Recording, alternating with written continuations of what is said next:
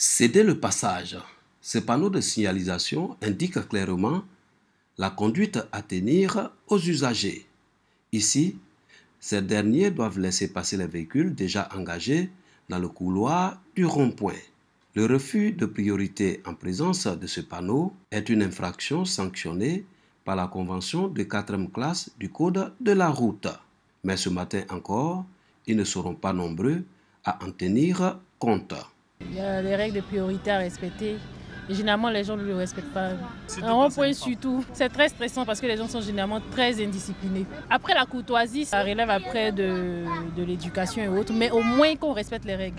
Ce cas de violation du code de la route entraîne le désordre sur le réseau routier urbain avec pour corollaire les embouteillages et les accrochages. C'est un panneau dont on doit le respecter. Quand la plupart viennent, bon, d'autres ne font pas attention à ça, quoi. Mais moi, en tout cas, dès que je vois ça au feu, bon, je stationne. Il y a de nouveaux chauffeurs sur la route et puis il y a d'autres qui ne connaissent pas les codes de la route. Ceux qui ne savent pas lire, il y en a aussi. Conduire de façon lucide, éviter tout ce qui est substance illicite, tout ce qui pourrait entraîner des dédommagements intellectuels. Et puis, maîtriser le code de la route, ça aide aussi à bien conduire. Les chauffeurs doivent être très prudents sur les routes et ils doivent rester concentrés au volant et éviter les communications au volant. Ainsi, ils pourront éviter certains accidents. Selon l'Office de sécurité routière, 94% des accidents de circulation en milieu urbain sont liés aux facteurs humains, notamment à l'intolérance des usagers. Quand vous êtes courtois avec les autres, vous êtes relax, vous êtes reposé. Et souvent, quand vous faites un geste de courtoisie, les autres vous disent merci. Ça fait plaisir d'être remercié sur la voie publique. Alors qu'au contraire, quand vous passez tout votre temps à vous énerver sur la voie publique, injurer les autres, à les doubler, à faire de queue de poisson, vous vous fatiguez d'abord et vous fatiguez les autres. En somme, tout le monde en sort perdant. En 2017, le bilan des accidents de circulation n'est pas encore consolidé selon l'Office de sécurité routière.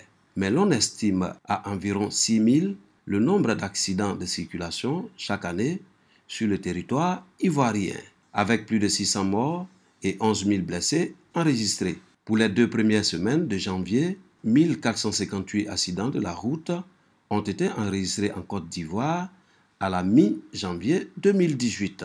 Le respect du code de la route, base de la tolérance et la courtoisie au volant, pourrait contribuer à réduire considérablement le nombre d'accidents sur les routes ivoiriennes.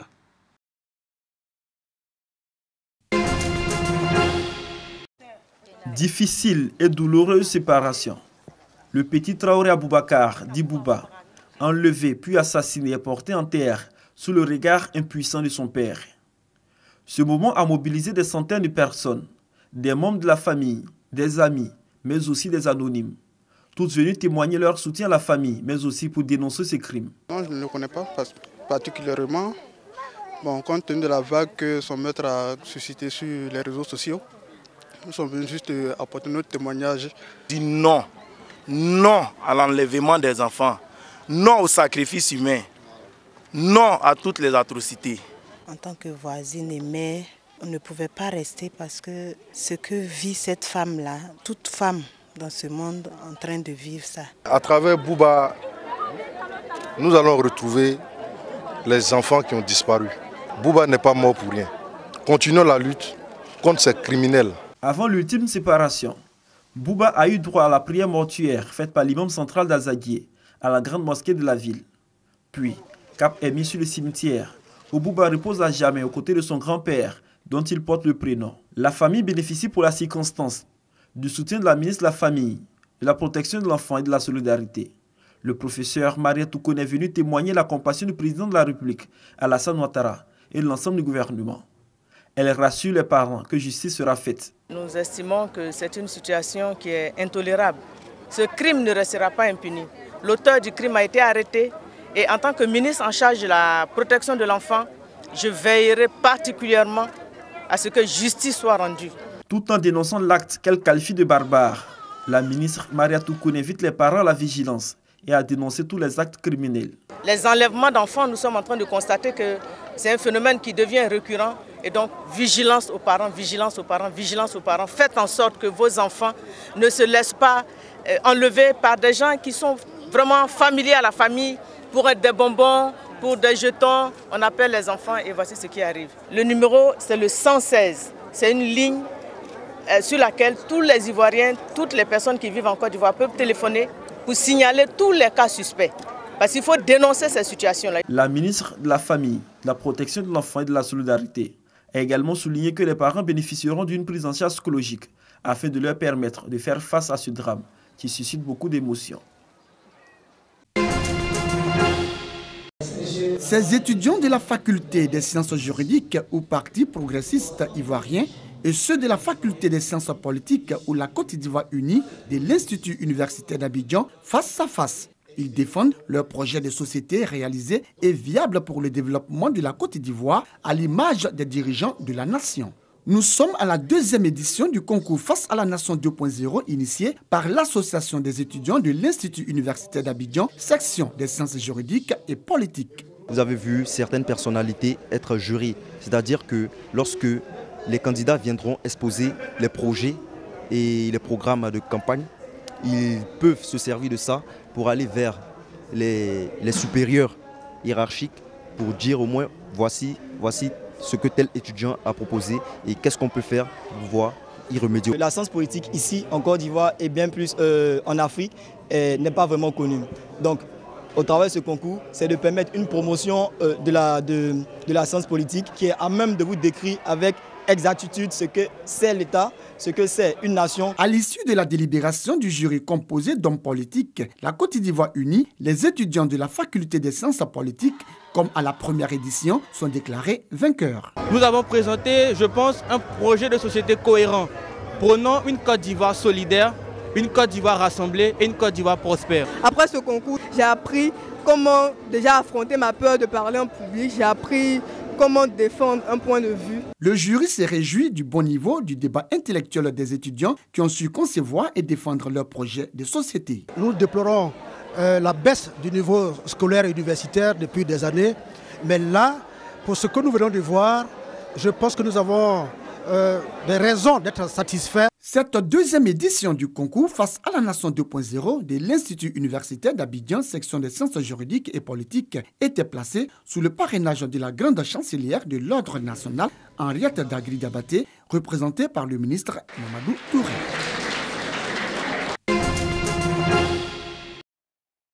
Le mouvement coréen pour l'indépendance débute en 1919, soit 14 ans après le début de la colonisation japonaise. En effet, la Corée a été annexée par l'Empire du Japon qui tentait de l'intégrer à son propre empire. Les traditions coréennes ont commencé ainsi à disparaître progressivement. À la mort de l'empereur du Corée, Kojong en 1919, beaucoup de Coréens ont cru que les Japonais l'avaient empoisonné. 2 jours avant l'enterrement de Kojong, les Coréens défilent en masse à Séoul, capitale du pays, pour réclamer leur indépendance. C'est de là que part le mouvement d'indépendance le 1er mars 1919 à l'initiative des activistes et des intellectuels coréens. Ce vaste soulèvement est aussi appelé le Samil Undong. Une jeune femme de 15 ans, Yu Guan-soo, prit la tête des manifestations. Arrêtée et torturée, elle mourut en prison en 1920 devant un symbole de la résistance coréenne. Il eut un fort mouvement coréen mené par des étudiants et des chrétiens. À peu près 2 millions d'étudiants et de patriotes se sont joints à la marche. Les écoles et les universités furent fermées. Une déclaration d'indépendance a été lue dans le parc de Pagode à Séoul et dans des milliers de villages, appelant à une démonstration pacifique. Un gouvernement est constitué en exil à Shanghai sous la présidence du docteur Syngman Rhee. La marche est brutalement réprimée dans le sang par les Japonais. Des milliers de manifestants désarmés furent tués. Par conséquent, ce jour a une grande signification pour l'histoire coréenne. Selon les autorités japonaises, il y a eu 553 tués, 1409 blessés et 12 522 arrestations. L'agence de presse Yonhap affiche pour sa part les chiffres d'environ 7500 tués, 15 000 blessés et 45 000 arrestations. Le mouvement a marqué les esprits. Il n'a pas pu s'exporter suffisamment, mais a pu apporter beaucoup de changements au pays.